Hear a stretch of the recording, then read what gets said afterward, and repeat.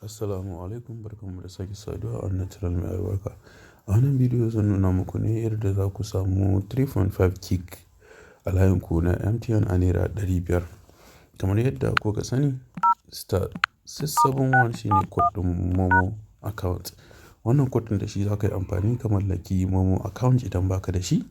Idan kuma kana da shi, hakan muke bukata. Idan baka da wannan account ɗin a kan layin ka, za ka danna wannan code ɗin kamar haka. Kana danna wannan code ɗin kamar haka. In dai baka da Momo account a kan layin ka, za su ce ka ƙirƙiri pin guda huɗu, sai ka ƙirƙiri pin guda huɗu ka danna alamar sending. Kana ƙirƙirar pin guda huɗu ka danna alamar sending, nan take za a kuma baka dama kai confirming pin ɗinka, sai kuma sa wannan pin ɗin guda huɗu, sai kuma danna alamar sending.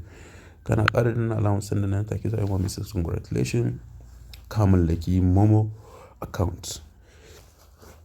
Idan ka mallaki Momo account, abin da za ka yi shine za ka yi transferin kuɗi kamar dai yadda Opay yake. Number wayarka shine account number ka, sannan sunan da ka register line MTN shine sunan da zai hau akan Momo account ɗinka.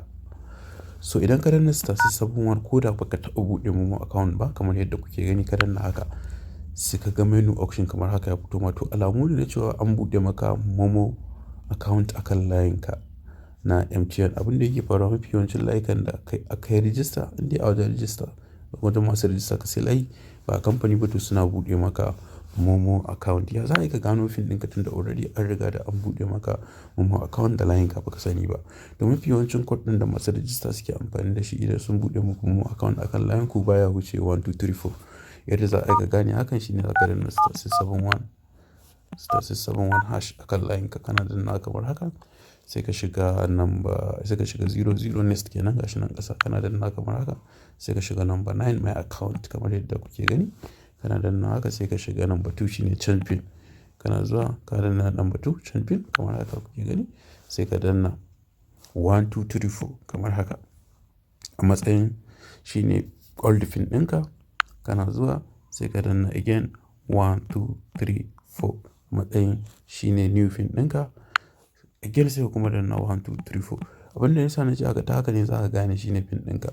Kana dannawa kamar haka yadda kuke gani, za su nuno ma you are using your old pin, please enter a new pin. To in dai ga wannan turanci, to suna nufin cewa 1234 shine pin ɗinka, kuma ka yi amfani da shi, ka yi amfani da shi a new pin, saboda haka ba zai canji ba. Ka yi using old pin ɗinka a matsayin new pin. To in dai ga wannan turancin, to 1234 shine pin ɗinka.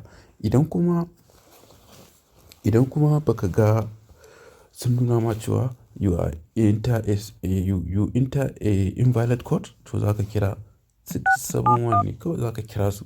In ka jira za su ɗaga, in suka ɗaga, to sai ka musu complain cewa ka manta Momo account pin ɗinka.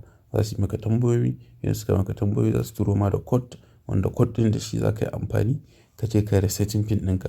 Yadda ake resetting pin shi ma za ka danna *671 ne. Dai idan kun yi waya da su, za su gaya muku step by step yadda za ku bi. Amma dai bari in nuna muku, hakan za ku yi kamar haka yadda kuke gani. Gashi nan sai ku shiga my account number 9. Kuna shiga my account a resetting pin. In dai ka yi waya da customer key, nan za ka zo, number 1 za ka shiga. Idan kuma baka yi waya da customer key ba, su kuke gano pin ɗin da kanka, to za ka shiga number 2 ne. Idan ka shiga number 2, sai ka apply code ɗin da yan register suke amfani da shi, shine 1234.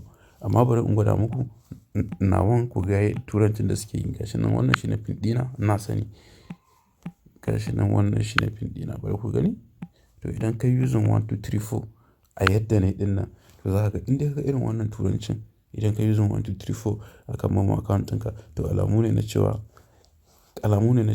wannan pin ɗin da ka yi trying 1234 shine pin ɗinka na Momo account.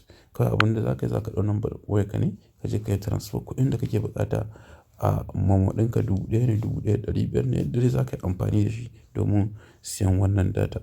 Kamar dai da na gaya muku, za ka samu 3.5 gig a naira 500. To za ka danna *671 ne domin siyan wannan data. Already ka mallaki Momo account. Kana dannawa kamar haka yadda kuke gani, ya buɗe ma kamar haka. Za ka shiga number 1 ne, airtime and data. Daga nan sai ka shiga number 4 sell data. Kana shiga kamar haka yadda kuke gani, sai ka shiga number 1 again sell data. Daga nan sai ka sa phone number. Misali wannan number ce, wannan number ce sai ka danna kamar haka yadda kuke gani. Gashi nan ita ce number 6 digital data. Sai ka shiga kamar haka yadda kuke gani. Daga nan sai ka shiga number 1 again. A nan ne za ka samu 3.5 gig ta nan a ƙasa 2 number 2.